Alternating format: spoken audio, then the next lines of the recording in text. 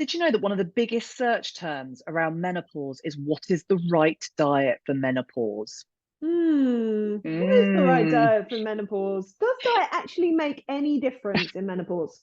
Yes, it does. So menopause is we really normalize it. It is normal. It's just a phase of life. It's just a transition in our life. But people today are really experiencing a challenging menopause. And so, what we're experiencing a lot of is a lot of weight gain, brain fog, obviously, all of the lovely symptoms that go with menopause, like hot flushes, lack of confidence.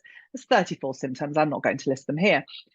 Um, but one of the reasons why diet is so important is because we actually become insulin resistant in the perimenopause phase, which means that we don't process our sugars so well.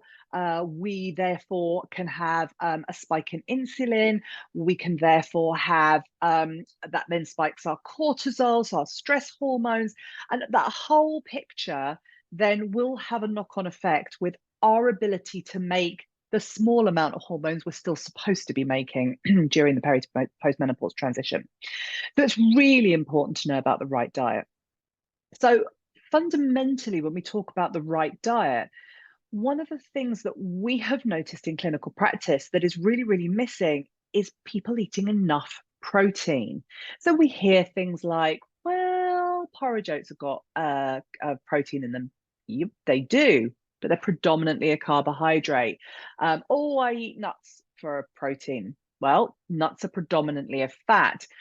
And then we get into, people have a lot of fear around eating natural fats or fear around having too much protein because of diet culture. And so all of this means that when it comes to knowing how to nourish our bodies effectively, we're often in overwhelm and very conflicted about the information that we've seen, which all contradicts each other.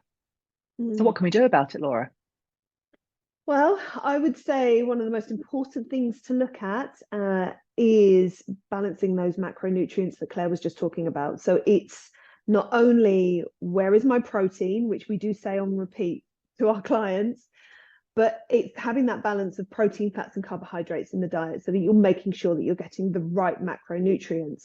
It's also understanding where the micronutrients are coming from. I think this is one of the biggest issues that we see with some of the modern diets, such as maybe a vegan or vegetarian diet, is that some of those, not only the macronutrients, because it's often lacking in quality protein and fats, Mm, but also the micronutrients. So we're talking about our vitamins and minerals, magnesium, zincs, vitamin B, all of these play such an important role in our endocrine system, which is under quite a lot of stress as we're going through perimenopause.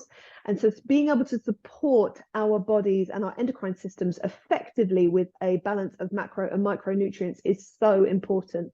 The other thing that we need to be looking at when it comes to a diet with perimenopause is food intolerances. hmm And again, is wheat and milk. So we do look at, with some of our clients, looking at more of are there other grains that are causing an issue, because you can get the body can react very similarly to grains as it does to wheat. So we look at both. And sometimes we need to look at dairy as an entire as a whole As a whole food group. subcategory. Yeah, exactly. Spit it out. But we look at all of these common food intolerances that can be causing gut disturbance, cortisol spikes, blood sugar spikes, inflammation. And when you've got Mm, this collection of issues in the body, it just makes perimenopause so much harder. mm, it does. So, for more information, there is a blog below that you can read all about this. You can also check out our website. We've got other information on the website and a symptom assessor, which can actually help you identify if you need to start with diet for your symptoms. So, go check out those things and check in with us on socials.